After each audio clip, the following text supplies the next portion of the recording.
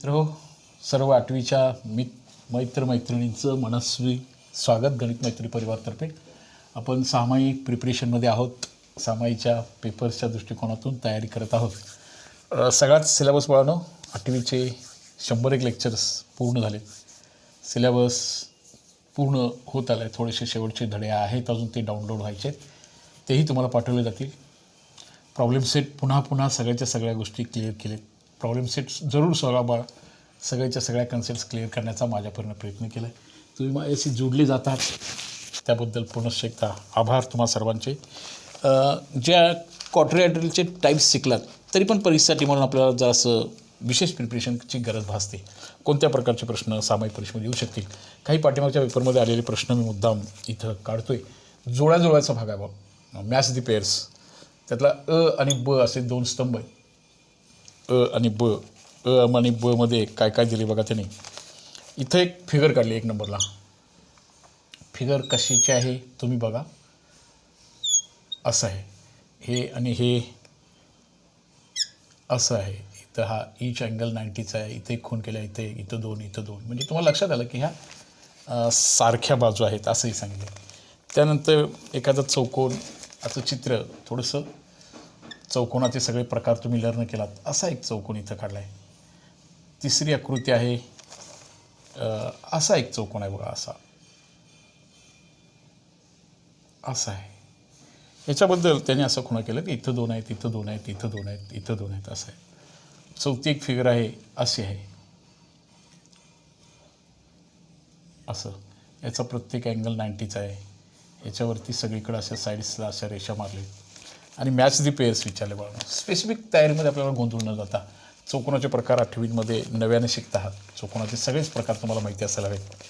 चौकोनाचे काही प्रकार दिलेत, काही प्रकार आपल्याला इथं अजून 1-2 वाढवूया म्हटला तर वाढवूया. समजा की अस्तंभमध्ये मी आता ठीक आहे, मी इथं लिहितो. मग 5वा प्रकार कुठला प्रकार राहिला बघा यातला? कुठला झाला सांगा? समान कुठल्या प्रकारचे चौकोन आले तुम्हाला माहिती आले. मी असा एक चौकोन काढला असता, असा. तर हा कसला झाला असता बघा, असा.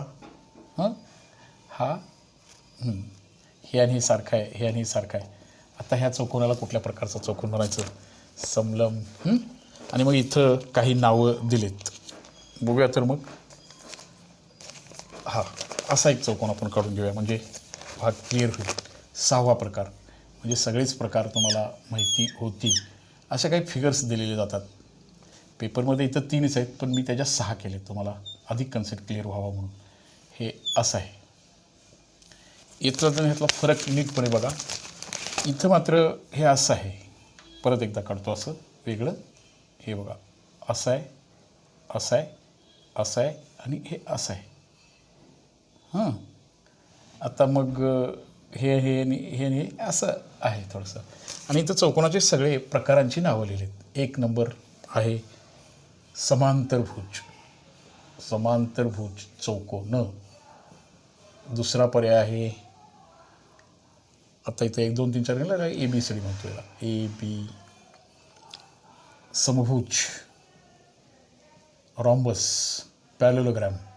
C आहे आयत, रेक्टँगल. D आहे ओनली क्वाड्रिलॅटरल. E आहे ट्रॅपिझम, दॅट इज समलंब. आणि F आहे कुठला राहिला सांगा आता? समांतरभुज आहे. आयत झाला, चौरस झाला. बघूया आता कुठला राहिला. चौरस एक लिहितो इथं, चौरस. आणि EFG आहे पतंग. तुम्हाला त्याच्या प्रॉपर्टीज ज्या लर्न केल्या त्या लर्नच्या प्रॉपर्टीज बघून याचे मॅच दी पेअर्स करायचे आहेत. ह्याच्या सगळ्याच्या डेफिनेशन करून तुम्हाला माहिती असतील तर ते अधिक सोपं जातं. त्याच्या प्रॉपर्टीज, त्याच्या लर्निंग, त्याचं ते कसं असतं, ते चौकोनाचे प्रकार. हे सगळे चौकोनाचे प्रकार आहेत. ह्यातला हे सगळेचे सगळे चौकोन आहेत. तुम्ही मॅच कुणाची बरोबर पेअर होऊ शकते. ह्या सगळ्याच पेअर्स जर जोडायच्या झाल्या, ह्या सगळ्या हा नको होता, हे बरोबर होईल. हा चौकोन आहे, हा चौकोन आहे, हा चौकोन आहे, हा चौकोन आहे, हा चौकोन आहे. ह्या सगळ्याच्या सगळ्या पेअर जोडल्या तरी तुम्हाला मार्क्स द्यावे लागतील एकालाच. त्यामुळे तो पर्याय तेवढा नको होता. हे सगळे चौकोन आहेत. आणि चौकोनाचे प्रकार बघूया. प्रकार कसे प्रकार आता मॅच करणार आपण बोला. हा पहिला. समोरासमोरील बाजू एकरूप आहेत, प्रत्येक कोण 90चा आहे. हा एक अतिशय सुंदर चौकोनाचा प्रकार आहे. व्यवहारामध्ये बऱ्याच ठिकाणी हा चौकोनाचा प्रकार, तुमच्या घराचा दरवाजा बघा, तुमचा ब्लॅकबोर्ड बघा, तुमची वही बघा, तुमचं पुस्तक बघा, कुठलेही फिगर, तुमचा पेपर घ्या, पेपरचा आकार बघा. हे ब्लॅकबोर्ड समोर दिसतोय, हा ब्लॅकबोर्ड बघा तुमच्या. ते सगळ्याच गोष्टी घरातल्या मोस्टली ह्या आहेत त्या आयताच्या आहेत. आयत हा एक तसा समृद्ध असणारा, लाईफमध्ये फार मोठ्या प्रमाणात आपण याचा वापर करतो, म्हणजे हा आयत आहे. समोरासमोरील बाजू समोरासमोरील बाजू एकरूप आहे, त्यामुळे प्रत्येक कोण मग त्याचा काय आहे सांगा बरं, काय आहे, 90चा आहे. प्रत्येक कोण 90चा समोरासमोरील बाजूसारखी आहे. हा सुद्धा मग चौरसाला सुद्धा तुम्ही मॅच दी पेअर, मग पर्टिक्युलर चौरस आपल्याला ओळखायचा आहे. समलंब बाजूंची एक जोडी समांतर, ही आणि ही, हा असणार आहे समलंब. ओके, म्हणजे ह्याची जोडी जुळत असताना तुम्हाला हा आहे आयत, सी पर्यायाला जोडणार. हा आहे बघा ई, समलंब चौकोन. चारी बाजू सारख्या, फक्त चारी बाजू सारख्या, कोणाबद्दल काही माहिती नाही. हा समभुज होईल, समभुज बी. मग हा सुद्धा समभुज म्हणता येईल बघा तुम्हाला, लक्षात बघा. पण पर्टिक्युलर हा चौरस, चारी बाजू सारख्या आणि प्रत्येक कोण 90चा. बघा आयत आणि याच्यातला फरक, प्रत्येक कोण 90चा आहे, फक्त समोरासमोर बाजू सारख्या. मग प्रत्येक आयताला, प्रत्येक चौरसाला आपल्याला तो आयत म्हणता येईल, पण प्रत्येक आयताला चौरस म्हणता येणार नाही. हा पण तिथं तो भाग आहे, तो क्लिअर करून घ्यायचा आहे. प्रत्येक चौरसाला तुम्ही आयत आहे असं म्हटलं असता तरी बरोबर आहे, पण प्रत्येक चौरस हा आयत नसतो, पण प्रत्येक आयत हा चौरस असू शकतो. प्रत्येक कोण काटकोन, प्रत्येक आयत हा चौरस असणार नाही, पण प्रत्येक चौरस हा आयत आहे म्हटलं तर काय बिघडणार नाही. ओके, ह्याला आपण चौरस म्हणूया, चौरस Fमध्ये घेऊया. या चौकोनाला बाळनो निश्चितपणे तुम्हाला आवडता, तुम्ही खेळता त्याच्याबरोबर. हा पतंग आहे आणि बाजू फक्त समोरासमोर बाजू एकमेकांना समांतर असतात, अशा चौकोनाला आपण समांतरभुज चौकोन म्हणतो. हा पहिला पर्याय ए आहे. ह्या चौकोनाची रचना, याच्या प्रॉपर्टीज, ह्या सगळ्या आपल्या 8व्या इयत्तेमध्ये माहिती असायला पाहिजे. त्याच्या ॲप्लिकेशनचे जे भाग आहेत बाळांनो पुढच्या इयत्तेमध्ये फार उपयोगी पडणार आहेत. त्यामुळे चौकोनाचे प्रकार हे आपल्याला निश्चितपणे माहिती असायला पाहिजेत. ह्याची रचना कशी करायची हे पण आपल्याला शिकायचं होतं. अशा ह्या चौकोनाचे प्रकार आपल्याला फिगर काढून पटपट समांतरभुज चौकोन म्हणजे काय, समोरासमोर बाजू समांतर असणे, आयत प्रत्येक कोण बघा 90चा, पण समोरासमोर बाजूसारख्या. आपल्या आयत हा आपला रेग्युलर वापरामधला भाग आहे. चौरस, चौरंग, अशा रीतीनं आपल्याला ह्या चौकोनाचे प्रकार नीटपणे ओळखण्याचा एक प्रश्न तुमच्या सामायिक परीक्षेमध्ये असू शकतो. पाठीमागच्या काही पेपरमध्ये तोही प्रश्न आला आहे, म्हणून हा प्रश्न मी मुद्दाम घेतला. चौकोनाची धड्याची छानपैकी उजळणी व्हावी, म्हणजे प्रत्येक संबोधन तुमचा क्लिअर व्हावा ही अपेक्षा आहे. प्रत्येक तुमच्याकडचा प्रत्येक गोष्ट ही क्लिअर झाली पाहिजे आणि मग आपल्याला त्या भागामध्ये पटपट जाता येईल किंवा तो भाग आपल्याला मात्र नीटपणे सोडवता येईल. आता लगेच ह्या प्रॉपर्टीज कशासाठी लर्न करायचे असतात, कोणत्या गोष्टी माहिती असायला पाहिजेत, तर असं आपण ह्याच्या बाबतीमध्ये हे चौकोनावरचे ॲडिशनल प्रश्न कसे असतात ते बघूया. ओके बाळांनो, असे चौकोनाचे प्रकार 8वीचे मित्रांना विनंती आहे, तुम्ही गणित मैत्री चॅनलला मोठ्या संख्येनं सबस्क्राईब होत आहात, त्याबद्दल तुम्हाला सर्वांना धन्यवाद. जे मित्र अजून सबस्क्राईब करायचे राहिले त्या मित्रांनी सबस्क्राईब करून घ्या. पहिल्यापासूनचे लेक्चर्स बाळांनो बघा. टर्मिनल ॲन्युअल एक्झामिनेशनसाठी विज्ञानमध्ये पण नवीन काय करता येईल का, विज्ञानच्याही काही गोष्टी, काही प्रयोग तुम्हाला दाखवायचे आहेत. त्यामुळं गणित मैत्रीला जोडले जावं, त्याचा तुम्हाला आनंद घेता यावा. बरेच मान्यवर मंडळी मला प्रतिक्रिया, कमेंट्स फार छान रीतीने देत आहेत, त्याबद्दल तुम्हा सर्वांचे शतशः आभार बाळांनो. तुमची कमेंट हीच माझी ताकद आहे. यासाठी कोणती फीज वगैरे बाळांनो अपेक्षा नाही आहे तुमच्याकडनं, कसलीच नाही. माझाही वेळ चांगल्या कामाला उपयोगी पडतो आहे, तुमचाही वेळ चांगल्या कामाला उपयोग पडावा. पालक बंधू भगिनींना आपण अभ्यासात आहोत त्याचा रॉंग वापर करणार नाही याची गॅरंटी दिलात तर तुमच्यासाठी काय पण अशी पप्पा मम्मीची इच्छा असते, पण त्याचा गैरवापर नको पाहिजे अशी एक हार्टली विनंती करतो आहे. आपण गणितासाठी करूया. चौकोनाचा असा कोणता प्रश्न ही परीक्षेत आला आहे, असे काही प्रश्नही निश्चितपणे येणार आहेत. तिथं बाळांनो त्या चौकोनाच्या प्रॉपर्टीज आपल्याला माहिती असायला पाहिजेत. सोबतच्या आकृतीमध्ये PQRS नावाचा एक समांतरभुज चौकोन दिला आहे. PQRS नावाचा एक समांतरभुज चौकोन फारसा व्यवहारामध्ये न वापरणारा प्रकार आहे, पण गुणधर्म आणि साठी आपल्याला तो लर्न केलेला आहे. PQRS तुमचं पाठांतरापेक्षा तुमचं कॉमन लर्निंग जर तुम्ही ठेवलात तरीही तुम्हाला बऱ्याचशाच गोष्टी क्लिअर होत जातात. एखादा समांतरभुज चौकोन काढल्यानंतर तुम्ही त्याचं निरीक्षण करून आन्सर्स मिळवायचे. ज्ञानरचनावाद काय सांगतो बघा. ह्याचा हा एक कर्ण काढूया आणि दुसरा एक कर्ण काढूया. कर्णाचं नीट निरीक्षण केलं हे पाठ करत बसू नका कधी. समांतरभुज चौकोनाच्या बाबतीमध्ये हे असं आहे, याचा हा छेदनबिंदू आहे. तुम्ही पाठांतरापेक्षा कशाला महत्त्व द्या बघा. PS हा आहे 5.4, हा 5.4 आहे. तर QS किती, QR किती असेल असा प्रश्न विचारला आहे. समांतरभुज चौकोनाचं जेव्हा लर्निंग करता तुम्ही ते नीट फिगरकडे बघता तेव्हा काही गोष्टी बळानो अशा आपल्या क्लिअर असल्या पाहिजेत. मग त्या गोष्टीकडे आपलं लक्ष असं असलं पाहिजे. इथं ही जी बाजू असते समांतरभुज चौकोनाची, ही जी बाजू आहे ना, ही बाजू PS आणि QR ह्या दोन्ही बाजू तेवढ्याच असतात. समांतरभुज चौकोनाच्या बाजू ह्या एकरूप असतात. त्यामुळे तो पण कितीचा असणार सांगा आता. हा पण 5.4चा घेणार, हा पण 5.4चा घेणार. त्यानंतर बघूया TS आहे 3.5. लक्षात आलं का बघा. समांतरभुज चौकोनाचे कर्ण परस्परांना दुभागतात. हा जेवढ्या लांबीचा असेल, हा जो सेगमेंट आहे, आता मला इथं दोरी नाही आहे माझ्याकडे, दोरीने दाखवायला फार सोपं जाणार होतं. हा जो TS आहे ना, हा तेवढाच हा पण भाग शिल्लक राहणार आहे. हा आणि हा दोन्ही कॉन्ग्रंट भाग राहणार आहेत. समोरासमोरील बाजू सारख्या लांबीच्या असणार आहेत. त्यामुळे TS असेल तर हा सुद्धा 3.5चा असेल. मग QS किती येणार असं विचारलं तर TS एवढा असेल असं विचारलं होतं. TS आहे 3.5, तर QS किती असेल असा प्रश्न आहे. आता TS 3.5 असला तर हा QT सुद्धा 3.5 असणार आहे. आणि QS काढत असताना बघालो, हा 3.5 आणि 3.5 याची बेरीज होणार. 3.5 आणि 3.5 7. असं नका करू. 3.5 आणि 3.5ची बेरीज करत असताना 5 आणि 5 10 आणि 6.10. एका मुलीनं असं उत्तर दिलं होतं, सर पण इट इज रॉंग. आता ती मुलगी डॉक्टर आहे, ती काय कच्ची असणार नाही, पण तिच्याकडून चुकून असं झालं. 3.5 आणि 3.5 हे 10, हे 7 येणार आहे. आता कोणाबद्दल जर तुम्ही विचार करायला लागलात तर याचे सम्मुख कोणसुद्धा बघा. हा विशाल कोण असेल, हा विशाल कोण असेल तर हा पण विशाल कोण आहे. आता कोणाबद्दल जेव्हा तुम्ही विचार करताना तेव्हा कोणाची माहिती कशी समजून घ्यायची बघा. लक्षात आलं का बघा. सम्मुख कोण एकरूप असतात, सम्मुख बाजू एकरूप असतात, हे तुमचं निरीक्षण असलं पाहिजे न पाठ करता. हा लघु कोण आहे, हा पण लघु कोण आहे बघा. सम्मुख अपोजिट अँगल्स. आता ह्यातला QRS हा कोण, त्यांनी 118 अंशाचा दिला आहे, 118 अंशाचा दिला आहे. तर QPS कितीचा असणार, QPS. असं एक टेन्शन घेता तुम्ही गणिताचा अभ्यास करत असताना, पाठांतर बघता नको, त्याचं काळजीपूर्वक निरीक्षण करा. हा 118 असला तर हा पण 118 अंशाचा असणार आहे. त्याचं उत्तर आहे. फक्त ते आपल्या निरीक्षणातून बघायचं आहे बघा. डोळा हा आपला महत्त्वाचा निरीक्षण करण्यासाठीचा अवयव आहे. नीट बघा, हे दोन्ही कोण तेवढेच आहेत. तुम्ही कोण वापरता जसं आहे ना, समांतरभुज चौकोनाची करेक्ट फिगर काढलात तुम्ही तर हे कोण तुम्ही मेजर करू शकता. हा 118चा असेल तर हा सुद्धा कोण, अपोजिट कोण सुद्धा हा तेवढ्याच मापाचा असतो. हे आपली कन्सेप्ट क्लिअर असली पाहिजे. त्यानंतर SRP 72 आहे.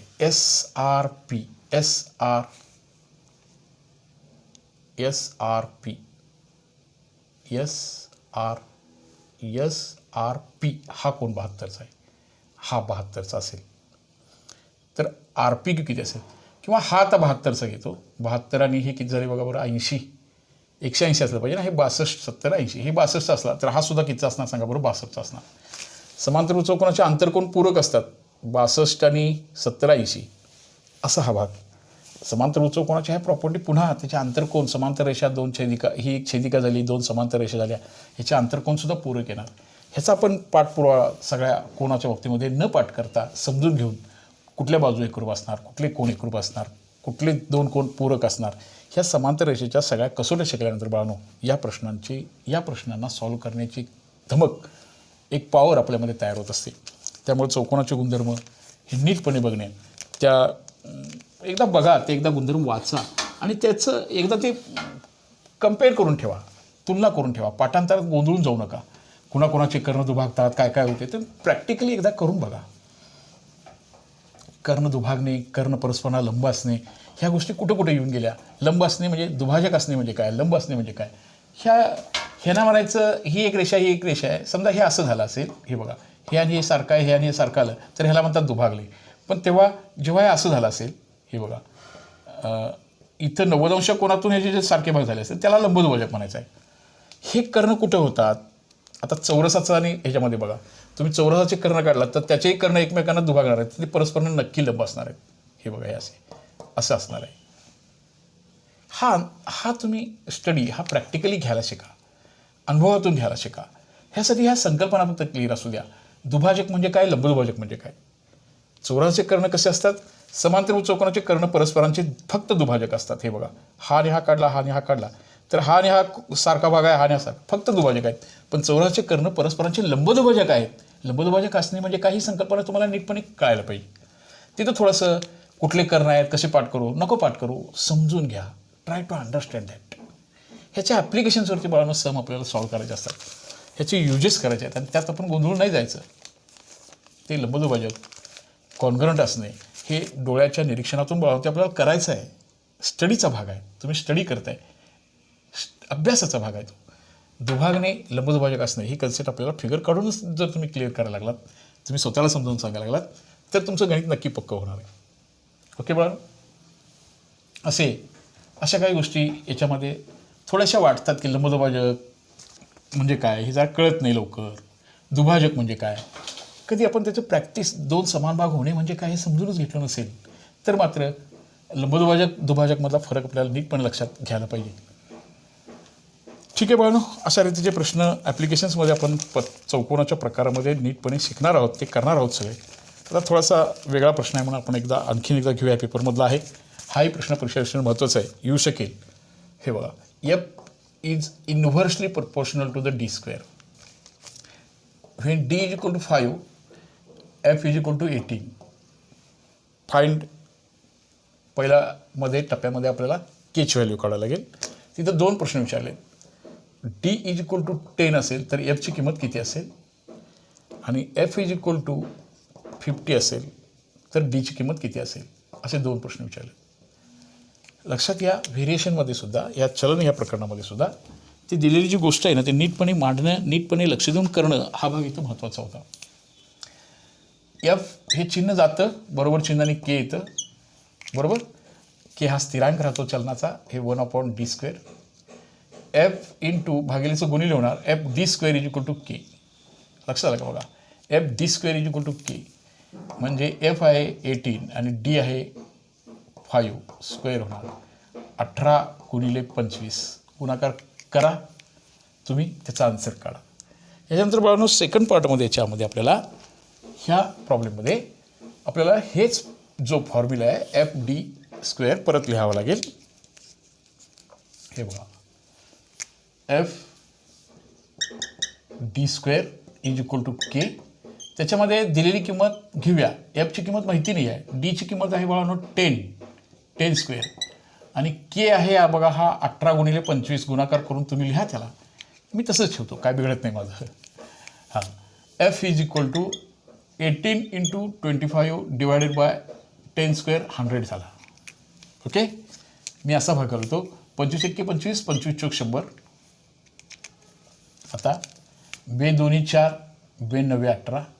आन्सर राहिलं 9/2 that is equal to 4.5, 4.5. F D square व्यस्त प्रमाणात आहे ते. असा हा भाग आपल्याला सॉल्व्ह करता येईल. पुन्हा तुम्ही असंच हे प्रॉब्लेम इथं सॉल्व्ह करणार असाल तर पुन्हा सेकंडमध्ये F D square is equal to K. केची व्हॅल्यू बाळांनो परत ही मी दिली, 18 गुणिले 25 गुणाकार केला काय नाही केला काय करा तुम्ही, मी नाही केला. एफची किंमत आहे बाळांनो 50 आणि डी स्क्वेअर आपल्याला फाइंड आउट करायचं आहे. D square is equal to 18 into 25 divided by 50. मी गुणाकार केला नाही म्हणून माझं काही तटलं नाही आहे. तुम्ही गुणाकार करा, लिहा. 25 एक्के 25, 25 दुनी 50, 2 एक्के 2, 2 9 18. पुन्हा त्या निर्मात्यांना काळजी होती आपल्याला डी स्क्वेअरचं स्क्वेअर रूट काढण्याची, मध्ये मुलांना अडचण येणार नाही. असे कंप्लीट स्क्वेअर नंबर आपल्याकडं. D square is equal to 9, therefore D must be equal to 3. असं ह्या व्यस्त चलनाच्या बाबतीमध्ये जी गणित आपल्याला सॉल्व्ह करायला सांगितले ती गणित आपण अशी सोडवायची होती. परत एकदा समजलं का बघा बाळांनो, हे चलनाचं विधान, हे चलनाचं समीकरण F into D square is equal to K. F 18 दिला आहे, डी 5 दिला आहे, 18 गुणिले 25 केलं, हे केची किंमत मिळाली. तुम्ही ही केची किंमत अशी काढली असती तरी चालली असती, किंवा मी तशीच ठेवली आणि थोडासा भाग घालायला पुन्हा त्याचा सोपं वापर करून घेतला. तुम्ही एकदा करून ठेवा, नंतर ते वापरा, म्हणजे भाग घालायला उलटं सोपं जातं. How to easy make mathematics. गणित हे कसं छान करता येईल, गणित हे कसं सोपं करता येईल असा प्रयत्न आहे. ह्याचा गुणाकार केला काय नाही केला काय, मी त्याचा केची किंमत काढायला ह्या प्रश्नामध्ये सांगितलं नव्हतं. काढायचं असेल तिथं पूर्ण काढून ठेवूया. हे उपयोग जास्त पडलं बघा. के इज इक्वल टू 18 × 25, 25 25 25 25 100, 2 2 4, 2 9 18, 9/2 म्हणजे याचं उत्तर 4.5 आलं. पुन्हा FD² K is equal to 18 × 25, 50, 25 25 25 2 50, 18ला 2 भागलं 9 उत्तर आलं. D² is equal to 9, therefore D must be equal to 3. असं बघा याचा विचार करून आपल्याला हे FD² गणित आपल्याला असं सॉल्व्ह करता येईल. असं चलनाचं गणित आपल्याला पूर्ण करायचं आहे. किंवा ह्या चलन व्हेरिएशनमध्ये काही मुलांनी ते पाठवलेल्या सममध्ये होतं म्हणून ते मध्येच घेतले मी. ठीक आहे, पेपर्समधले सम्स आहेत त्या पद्धतीने आपण ते करत जाऊया. सूट कमिशनवर पण बघा असे काही प्रश्न छान पद्धतीचे आले. तुम्हाला ते कृतीयुक्तमध्ये सूट कमिशन हा लेसन आहे आपल्या लाईफमधला महत्त्वाचा. सूट कमिशन दलाली जीवनाशी निगडीत असणारा भाग आहे. कुठल्याही दुकानामध्ये गेलात तुम्ही तर एवढ्या टक्के सूट आहे, तर तुम्ही ते सूटचं व्हेरिफिकेशन कसं कराल. सूट कमिशनकडे आपलं लक्ष असायला पाहिजे. दुकानदाराकडे भांडत बसू नका, त्याच्याकडं किती टक्के सूट देत आहे असं विचारा. कॅल्क्युलेशन तुम्ही स्वतः करायला शिका. प्रॉब्लेम आहे मुलांचा असा की त्यांना स्वतःच्या मार्काची टक्केवारी अजून करता येत नाही. किती मार्क पडले म्हणून कोणी विचारत नाही, किती टक्के पडले म्हणून विचारलं जातं. त्यामुळे टक्केवारी ही संकल्पना आपली क्लिअर असली पाहिजे. श्रुतीने एका प्रकाशकाकडून 4,500 रुपयाची पुस्तकं विकत घेतली. तिला 15% कमिशन मिळाले. पुस्तके विकली. श्रुती ही व्यापार करते आणि तिनं 15% कमिशन त्या प्रकाशकाने दिलं होतं. श्रुतीला मिळणारे कमिशन किती ते काढण्यासाठी खालील कृती पूर्ण करा. करूया तर मग. पुस्तकाची विक्री. श्रुतीनं किती रुपयाची पुस्तकं विकली. पुस्तकाची विक्री केल्यानंतर कमिशन मिळतं. आपल्याला काही उद्योग भविष्यामध्ये शोधत असताना तुम्ही ह्यामध्ये असाल तर ह्या गोष्टी माहिती असायला पाहिजे. पुस्तकाच्या विक्रीची किंमत. श्रुतीनं जेवढी पुस्तकं विकली त्याची किंमत आहे बळानो 4,500 रुपये. 4,500 रुपयाची पुस्तकं श्रुती विकते. दुकानदारानं सांगितलं होतं की तुला 15% कमिशन मिळणार आहे. आता इथं लिहिले कमिशनचा दर हा ठरलेला असतो अगोदर. श्रुतीने पण पुस्तकं विकून मला पैसे एवढे द्या म्हणून भांडत बसायचा प्रश्न आहे. ते अगोदर ठरवायचं. कमिशन किती देणार ते अगोदर ठरवायला पाहिजे. किती टक्के देणार म्हणते ते 15% देणार आहे. 15%चा अर्थ बघा 100ला 15 रुपये मिळणार आहेत. बरोबर. आता मिळालेले श्रुतीला मिळणारे कमिशन दलाली. श्रुतीसारखं आपल्याला हे भविष्यात स्वतःच्या पायावर उभा राहायचं आहे. त्यामुळे असल्या गोष्टी आपल्याला माहिती असायला पाहिजेत. हे जे 4,500 रुपयाची विक्री आहे ना त्याचं आपल्याला 15%नं किती कॅल्क्युलेशन होतं हे कॅल्क्युलेशन आपल्याला करता यायला पाहिजे. आजही ते आपल्याला नीटपणे करता येत नाही. हां, ते ह्या गोष्टी बालमनामध्येच तुमच्याकडून ह्या झाल्या पाहिजेत. 15% म्हणजे 15/100. ह्या 2 शून्य गेल्या, ह्या 2 शून्य गेल्या. श्रुतीला मिळणारं जे कमिशन आहे ते कमिशन दुकानदार मला एवढेच पैसे दिला तेवढेच पैसे दिला नाही, पण ते कॅल्क्युलेट करायचं आहे. 45 × 15 यांचा गुणाकार करणार आणि श्रुतीचा हा पुस्तकाचा हा जो विषय होता हा मिटेल 15. गुणाकार करूया. 15×5 = 75. गुणाकारसुद्धा कोरोनामुळे जरा गुणाकार भागाकारामध्ये सुद्धा भरपूर गडबड झालेली आहे. मुलांचे पाड्यापाठाकडे लक्ष नाही, ते पुन्हा आपल्याला करायचं आहे. 15×4 = 60 आणि हे 67. 675 रुपये ते कमिशन वजा सूट वजा जो कमिशनचा जो भाग होता श्रुतीला तिच्या उद्योगासाठी मिळणारी जी रक्कम होती. दुकानदाराकडून घेतलेली 4,500ची पुस्तकं तिने विकली ग्राहकांना आणि मग तिला कमिशन द्यायचं ठरलं होतं. तिला 6,675 रुपये कमिशन दुकानदाराकडून मिळेल. असं आपल्याला हे गणित पूर्ण करायचं होतं. हा भाग आपल्याला असा शिकत पुढे जायचा आहे. तर असे काही गोष्टी आपल्याला ह्यातल्या नव्यानं करायच्या आहेत किंवा तो भाग तुम्हाला माहिती होईल की अशी अपेक्षा आहे. पुन्हा बघानो हा एक प्रश्न पुन्हा आला आहे, ते पण भाग बघूया. तुम्हाला परिमेय आणि अपरिमेयचं वर्गीकरण करा हा भाग जो आहे तोही भाग पुन्हा परीक्षेमध्ये आलेला दिसतोय. तुम्ही त्याही भागाकडे जरासं लक्ष देऊन बघा की ह्या संख्यांचं परिमेय आणि अपरिमेयमध्ये वर्गीकरण करायला सांगितले. बघूया. वर्गमुळात 18, 7.9 ह्या आवर्तनाचा भाग तुम्हाला माहिती आहे. वर्गमुळात 81 ही संख्या इथं आहे. त्याच्यानंतर आहे 9.7, त्याच्यानंतर आहे 0.1010010001 असं ते करत करत करत गेलेलं आहे.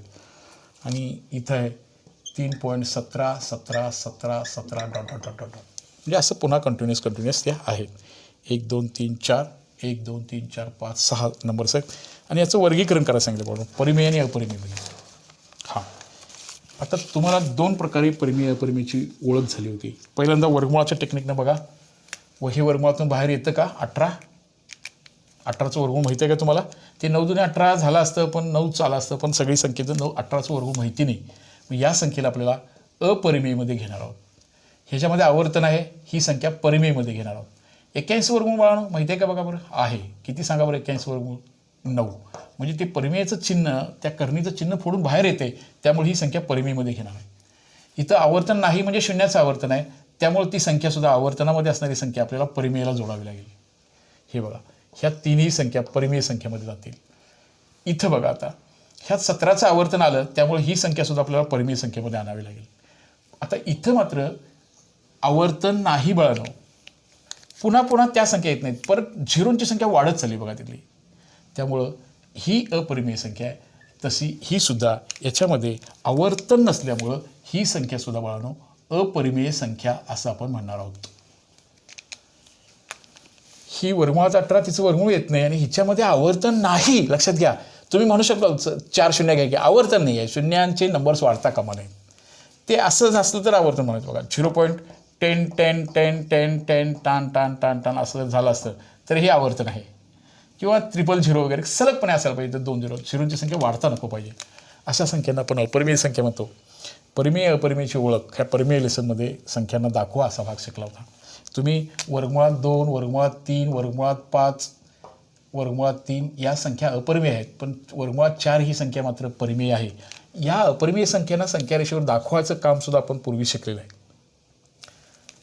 ते लेक्चर जरा पहिल्यापासून तुम्ही बघितला तर अधिक चांगलं होईल. तुम्ही जरूर ते पण बघा. सर्व मित्रांना हार्टली रिक्वेस्ट आहे, गणित मैत्रीला जोडत राहा, गणित मैत्रीचा अभ्यास करत राहा. त्याबद्दल पुन्हा एकदा धन्यवाद तुम्हा सर्वांची. बहुतेक सगळा भाग माझ्यापर्यंत जेवढं काय इझी करता येईल, तुम्हाला जेवढ्या परीक्षांना मदत करता येईल असा प्रयत्न आहे. सर्व मित्रांना शेअर करत आहात, जोडले जात आहात, ऑब्झर्व करत आहात, त्याबद्दल पुन्हा एकदा तुम्हा सर्वांचे आभार, धन्यवाद. ओके.